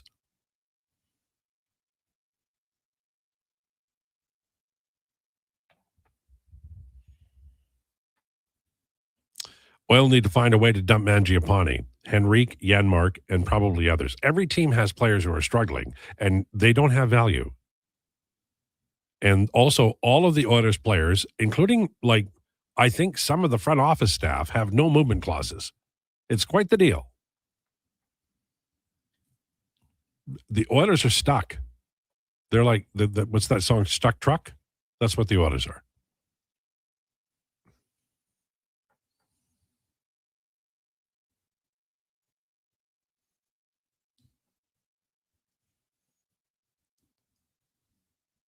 I wonder do you think we'll see Connor Ingram before the Olympic break in Edmonton playing a game? I do too. I think that's the next step, right? Before you trade for a goalie, you're going to see, because Ingram, his resume is good. He could be the answer. We could be, opening up the playoffs this year with Ingram Skinner as the tandem. You got to find out what he is, and if you can count on him. And if you can, that is a major lift for this organization. Would you rather have Jari and Skinner as the tandem or Ingram and Skinner? I'd rather have Ingram and Skinner because Jari's got that extra year, and I 2 extra years actually. And I just think the Oilers need to keep their powder dry, go into summer, and then do something like with goaltending that involves rational long-term thinking. What about Binnington and Ingram? No, I don't like that at all. Binnington, I don't think is the answer, He's having a rough year, man. Yeah, people keep saying Saros and Binnington, but I think of those two guys you don't want to get. Those two guys are, well, listen, I'm going to give Binnington some credit. Played in a lot of big games. And that, it's not a great environment he's playing in. Yeah, either. but Saros has he does not live up to the paycheck that he's being paid. I don't want and Saros. Long time too. Yeah. LT, I think the stick guy has a no movement clause from Husks. Boys. Let's just get along. I have to apologize to you. I did look at the Miracle Mets. They did start out quite poorly, but that was their first 20 games in a 162 game season. That doesn't really count. Well, what I remember about that year, and I did follow it. I was just a little kid, but it was the first, kind of year I followed because of the Expos. Was the Cubs were way ahead, and then they once the hot weather hit, they just couldn't do a blasted thing, and the Mets flew right by them. And back then, I think this is true. Is 69. I think that it was the first year of divisions, and Hank Aaron and Atlanta won the West, and they were swept. The Mets swept them. Hank Aaron said it was the most frustrating thing because he thought they'd won the pennant, but they had to play a playoff game for the first time to get to the World Series. And Atlanta never had a chance against that New York Mets pitching staff. They were so good. They had Tom Seaver, Jerry Koosman, who was a great lefty. They had Jim McAndrew, Gary Gentry, Tug McGraw was in the bullpen, Ron Taylor, Canadian, was the closer, and they had Nolan Ryan, who was a fireballer. And he ended up having a great career, one of the all-time best. But he couldn't get into the starting rotation that year. So the Miracle Mets, they had two teams that they were 500 or worse against that year. One of them was the Expos? No, they were better against. They were 10-8 against the Expos, or 13-5 against the Expos. Okay. My apologies. That's about right. They were 2-10 against the Astros. They were 0-6 when they were in Houston playing the Astros. Wow. And they were 500 against the Reds. They split home and away 3-3 each. Against the Braves, they were 8-4. That Astros team was really good. Joe Morgan was on that Astros team, and he ended up going to Cincinnati and winning the MVP 2 years in a row. Okay, it's 1:35. What's coming up on Declination, sir? I'm running out of the ability to talk out loud. So yeah, Duncan with Declan. So talk a little NBA Cup quarterfinals, talk a little OKC dominance, look around the league. I'll probably talk about my Heat for just a second to get some stuff off my chest. Yeah. Northside Adam, guys, when I get in the car, my radio has a no movement clause. I won't listen to their crap. I make them listen to you guys all day long. It's great. Well, there's a group of a guy who likes us and his children who are waiting to hear the hits. Same thing with my dad, but during the month of February when we were younger, it was nothing but curling. Oh, yeah. Why not, right? I was taking over for like a month. We never got to watch anything. Curling is the only reason I know that CBC Gem exists. Yeah. Curling played on every TV in our house. Yeah. And if we picked up the remote, I swear my dad could sense it. It's like, hey, I'm watching that. And he'd be in the next room over watching the curling. Yeah. No, that's the way it rolls. All right, 1:35. Duncan with Declan on the way next. Lowdown with Lowetide on Sports 1440. Families than ever are struggling as food prices skyrocket. The Holiday Hamper Foundation provides festive meals for 2,000 homes in need. Your donation ensures a turkey is on the table for every family. Donate today at holidayhamper.ca. Do you sit around at work listening to sports radio all day? That's right, my friend. There's no shame in it. It's the good life. And we're not here to snitch. Hey, if your company advertised on Sports 1440, you could be the one listening for your company's ad every day. Now you've got an excuse to listen to Sports 1440 all day. It's part of the job. Sounds like someone's getting a promotion. Email Gregor at sports1440.ca and let's get to work for you.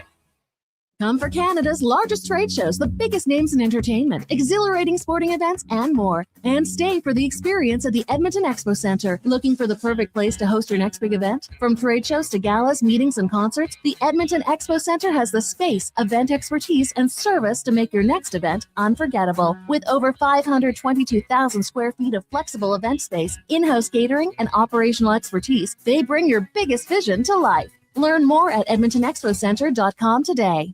The longest running basketball show in Canada airs every Saturday morning at 10 on Sports 1440. Hoop City with Paul Sir introduces a new generation of basketball talk, and it's right here on Edmonton's home for sports, Sports 1440. Aloha Edmonton, it's back.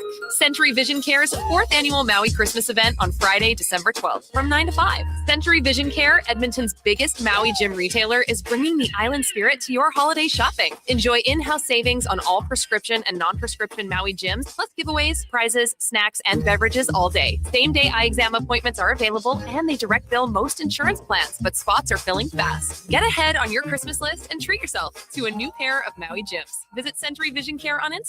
At Fountain Tire, get up to 15% off select tires, up to $125 off a set of 4 select Goodyear tires, and $50 off $150 service until December 13th. Restrictions apply. Book today. Fountain Tire.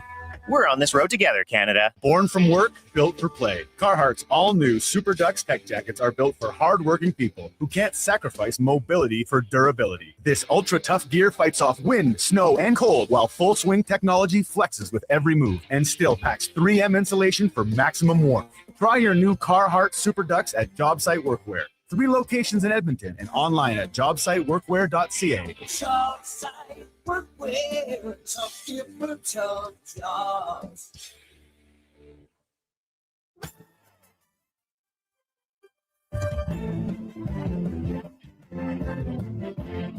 The Lowdown with Lowetide on Sports 1440. Can you fit Sports Encyclopedia on a business card? Presented by Wolf GMC Buick. We're making it easy. WolfGMCBuick.com.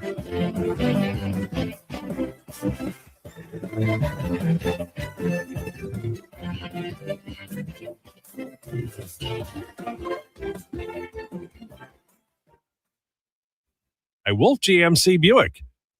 Check out their Wish and Win event right now. Everyone's a winner at wolfgmcbuick.com. Now we're 139. We're a little early for the declinations feature, but I'm going to race through the promo just because I want Declan to speak on Duncan. Declinations brought to you by Elks Nation. Check out the new website, elksnation.ca. Articles, podcasts, and more breaking down the green and gold. The most in-depth Double E football coverage online, elksnation.ca. And I will tell you, it's a really good broadcast, partly because Declan enjoys it so much. And he also enjoys declinations, Duncan with Declan. So you two are going to take it away and inform me about the game of round ball. Yeah. This is basketball 101.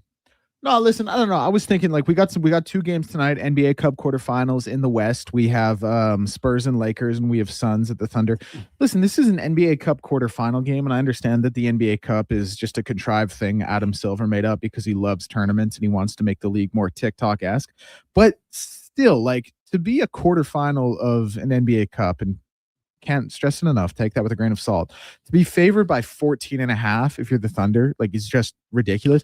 The story in the NBA right now is just because I think we all kind of know if things go according to plan, the Thunder are going to be NBA champions again. Their team is just so incredibly deep and they play with such chemistry. And this is the thing about the OKC Thunder. They can win at every facet of the game. If the game is low scoring, grinded out, they can beat you defensively. If the other team has a player who can take over, they have defensive anchors everywhere. Down low with Chet, great rim protector. Isaiah Hartenstein, good rim protector as well. They can defend you on the perimeter with J-Dub or with Caruso or with Lou. Lou's probably the best example. Kaysen can defend. If they're going to get in a running gun game with you, they got 5 guys on the court at any time who can put up 20.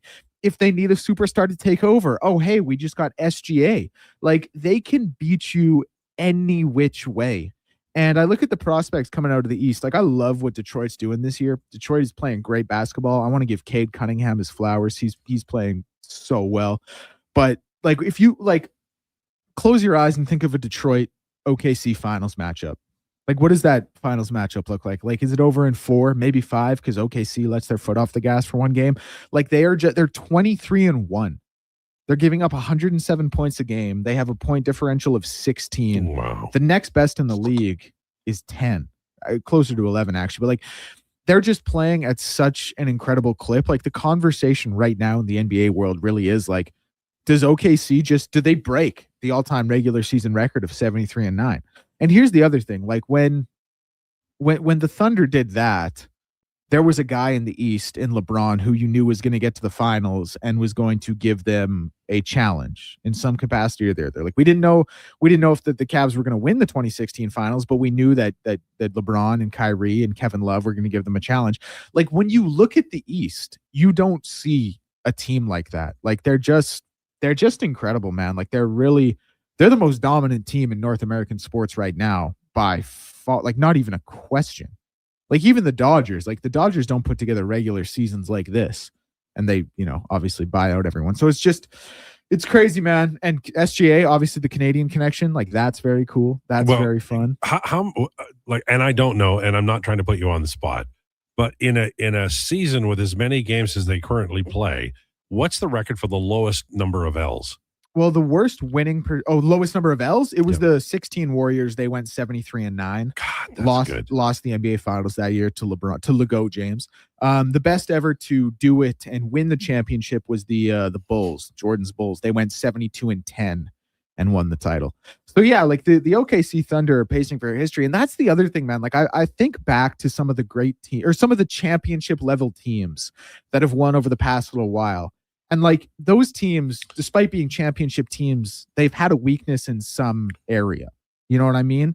Like these OKC Thunder don't have it. Like I said, they can beat you in a low scoring game because they play such good team defense. If the other team is an all-star, they have guys who can match up.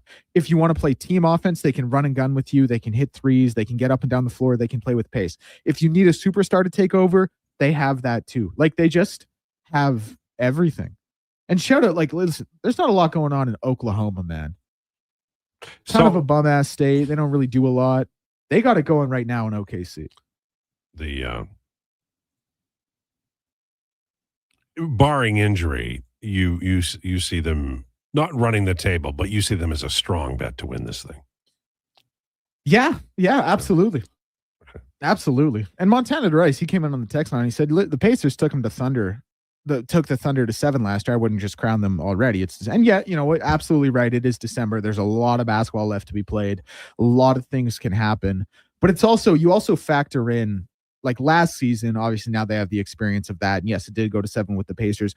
But you factor in not just the numbers, but the eye test of what they're doing this season. And again, I bring it back to the matchup. Like when I think about Detroit, and Detroit might not be the team out of the East, but when I think about them there as the team that leads the Eastern Conference right now, like that matchup, if you're an OKC Thunder fan, you just lick your chops.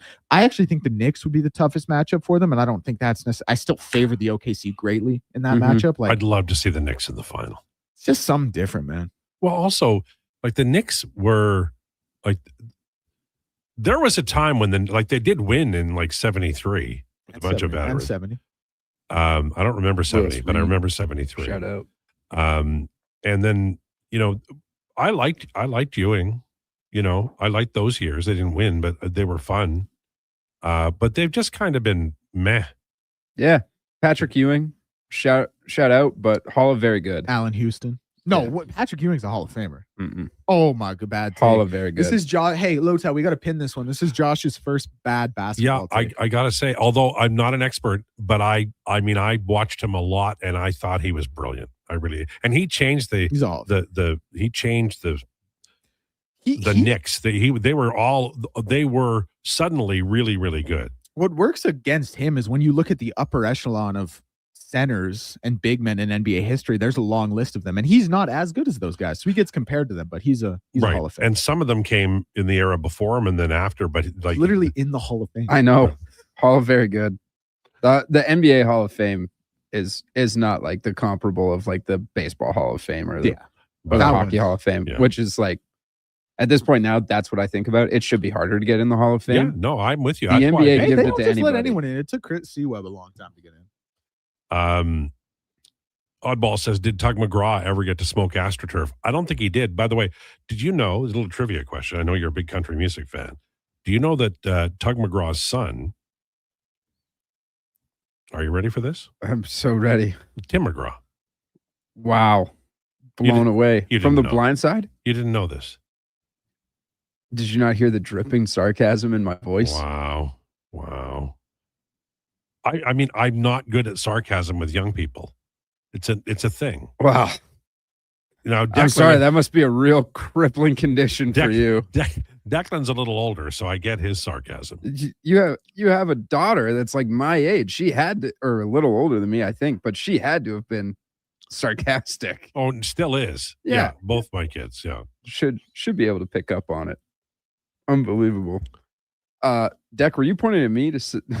Okay, I get it now. Yeah. Basketball. Here's something I want to bring up. I saw this and it was very interesting.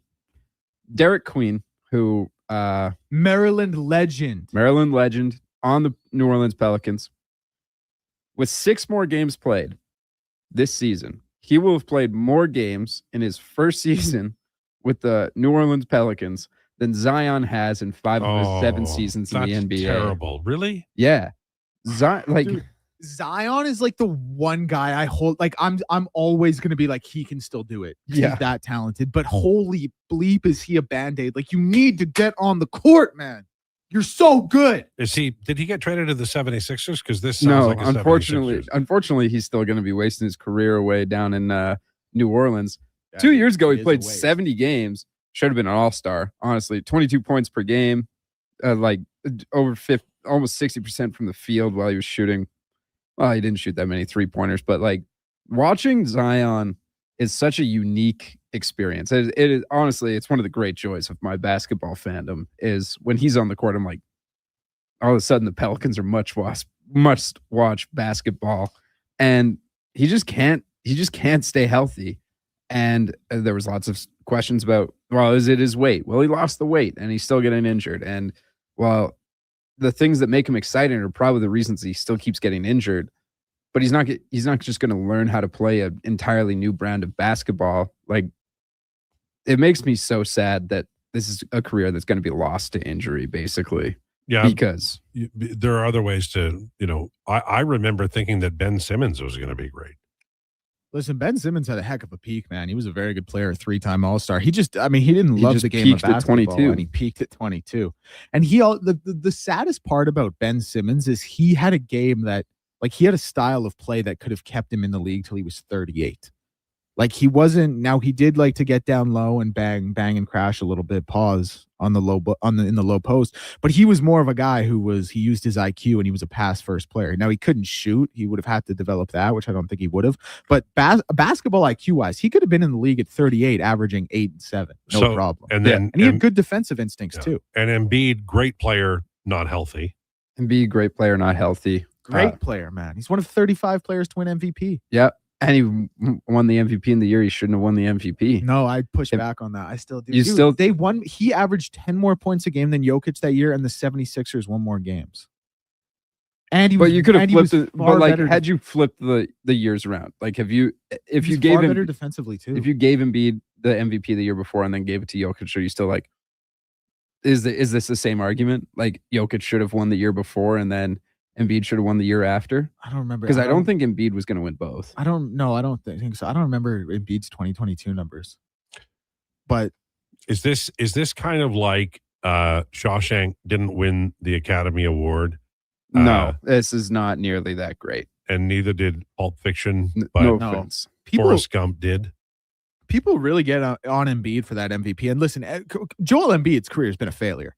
Like, it hurts me when you say that, but you're right. No, well, here's it. Like, he's won a league MVP. Like, do you know how hard it is to 35 players ever in the history, or maybe it's 36, 35 players ever have won MVP. Like, it's incredibly tough to do. Joel Embiid did it, and his career is still going to be looked on as a failure. And it's just, he can't stay healthy. The best ability is availability. It's so brutal. But listen, when you talk, sorry, someone texted in about me saying listen all the time. He's absolutely correct. Listen. I just did it again. Talking about top end talent, he is right there offensively. It's just a shame. It's a sad story. It really is. Did you know that this can't be right? Per Basketball Reference, he's the 4th highest points per game average of any player ever, Joel Embiid. Yeah, well, per Basketball Reference, his free throws made per game, 8.2, is an all-time record. That average of 8.2 free throws made per game. Hey, SGA is coming for that. Am I right? He's got to be coming for that. Well, that career total would include, a normal career. You'd probably not be as good as you got older. You know, like I mean, I don't.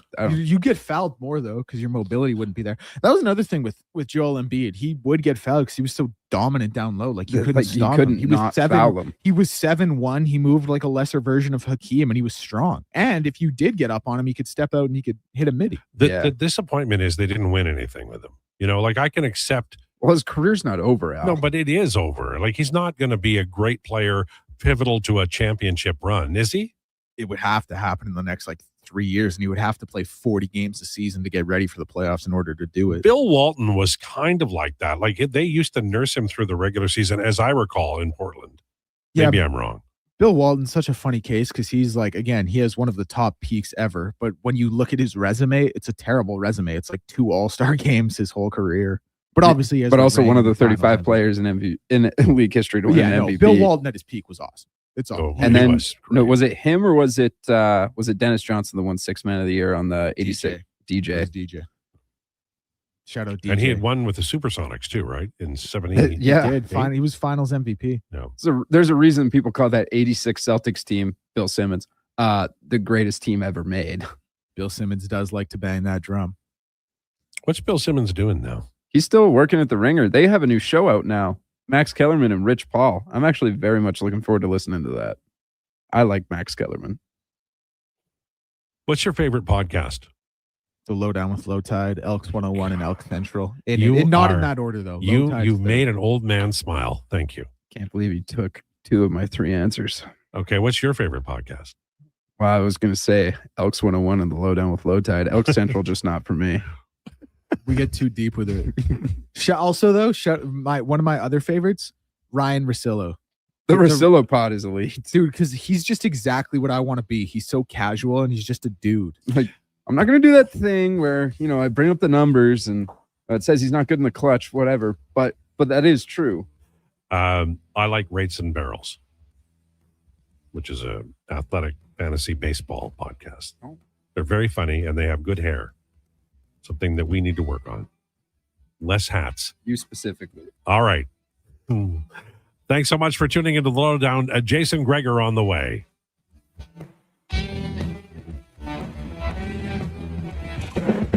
This is a Sports 1440 update. Brought to you by meals.loca.ca. Every fresh chef-crafted gourmet meal is handcrafted from scratch with fresh ingredients and arrives at your door fully cooked and ready to heat, eat, and repeat. That's meals.loca.ca.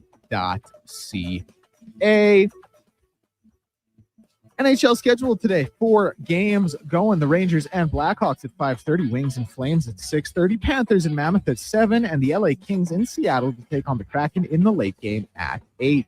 Just 2 games in the NBA Cup quarter-final action. Phoenix and OKC to take on SGA and the Thunder. The line for that one, -14.5 for the Thunder. And the Spurs in LA to take on Rui Hachimura and the Lakers at 8. The line for that one, -7.5 for the Lakers. Just 1 game today in the AJ. Devon will be in Calgary to take on the Canucks at the Ken Baracco Arena. And in the BCHL, Brooks and Vernon at 7. In the MLB, Pete Alonso and the Baltimore Orioles are finalizing a 5-year, $155 million contract, while Kurt Cignetti has won Walter Camp National Coach of the Year in college football, the first coach to win it in back-to-back seasons. And Aja Wilson has won the AP Female Athlete of the Year award following her 4th WNBA MVP.